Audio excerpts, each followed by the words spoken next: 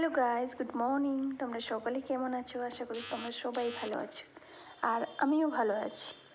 আর আজকে নিয়ে এসেছি তোমাদের মাঝে একটা খুব সুন্দর রেসিপি, সেটা হচ্ছে পটল, আম আর পেঁয়াজের। আর পটল, আম আর পেঁয়াজের এই রেসিপিটা, মানে এই সবজিটা খেতে খুব ভালো লাগে। যদি মুখে কোনো স্বাদ না থাকে তবে এই রেসিপিটা ঝটফট বানিয়ে নিতে পারেন, কিন্তু খেতে খুব ভালো লাগে, অপূর্ব টেস্টি। অনেক অনেক ভাত খাবেন আপনারা।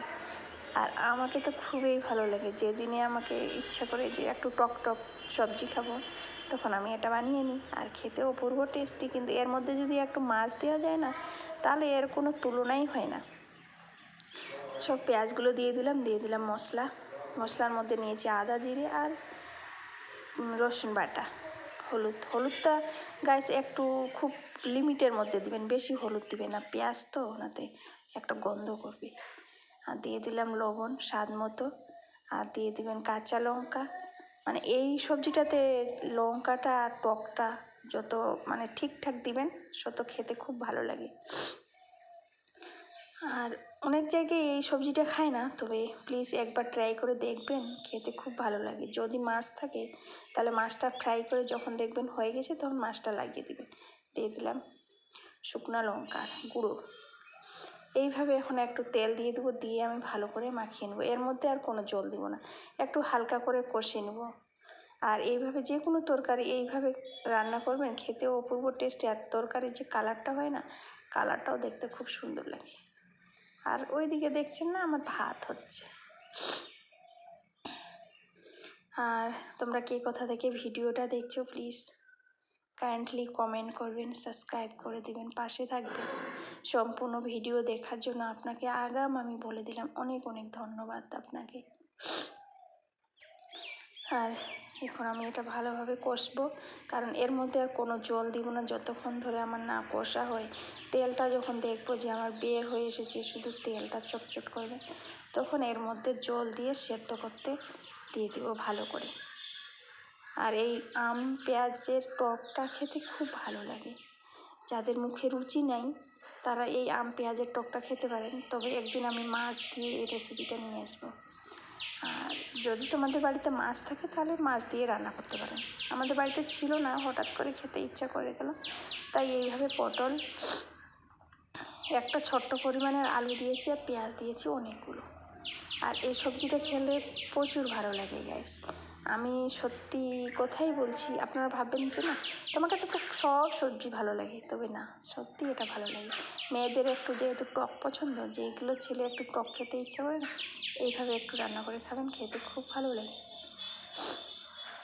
আর দেখুন আমার জলটা শুকিয়ে গেছে, আমার কষা হয়ে গেছে, শুধু তেলটা আছে। আর কত সুন্দর একটা কালার হয়েছে, তাই না? আর এর মধ্যে একটু আর কষবো, আমি কষে এর মধ্যে আমি জল দিয়ে দেবো। আর তোমাদের দিকে আবহাওয়া কেমন আছে একটু কাইন্ডলি বলবেন।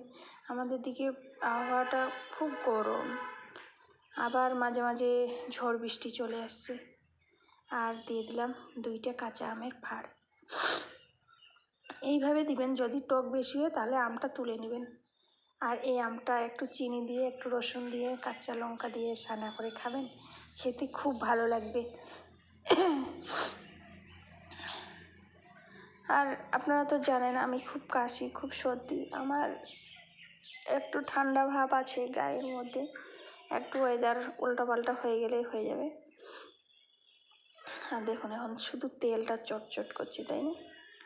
আর খুব সুন্দর একটা কালার এসেছে গাইস, আপনাদের দেখাতে পাচ্ছি না ভালো করে, কিন্তু খুব সুন্দর একটা কালার। আর এখন আমি ভালো করে, আমার কষা হয়ে গেছে, এখন আমি জল দিয়ে দেবো পরিমাণ মতো, আর কিন্তু জল দিব না।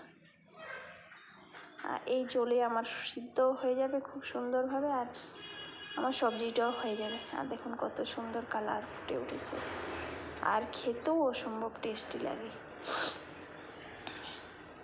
তবে প্লিজ যদি আপনাদের ভালো লাগে তাহলে কমেন্ট করবেন, আর যদি নাও ভালো লাগে তবুও কমেন্ট করে দিবেন। আর পাশে থাকবেন সব সময় আমার।